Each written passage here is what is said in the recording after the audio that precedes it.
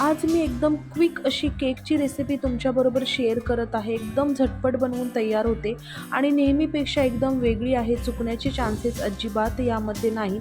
तर एका कढईमध्ये 1 कप दूध घेतलेलं आहे. यामध्ये मी 3/4 कप मऊ केलेलं तूप आणि 3/4 कप साखर घेऊन हे छान एकजीव करून घेतलं. यामध्ये 1 कप कस्टर्ड पावडर, त्यानंतर 1 कप रवा आणि 1 कप आपल्याला डेसिकेटेड कोकोनट घ्यायचं आहे.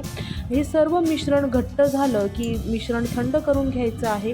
थंड केलेल्या मिश्रणामध्ये 2 अंडी, त्यानंतर 1 ते 1.5 चमचा विलायची पावडर घालून मिक्स करायचं. सर्व मिश्रण मिक्सरच्या भांड्यामध्ये घ्यायचं. यामध्ये 1 चमचा बेकिंग पावडर, 3 ते 4 चमचे तूप घालून मिक्सरला फिरवून घ्यायचं. तर आजचा मी हा केक ना एअर फ्रायरमध्ये करत आहे. एअर फ्रायर मी 180ला प्रीहीट केला होता. त्यानंतर 180 डिग्रीमध्ये मी 30 मिनिटासाठी हा केक बेक करून घेतलेला आहे आणि तुम्ही पाहू शकता केक एकदम परफेक्ट बेक झाला.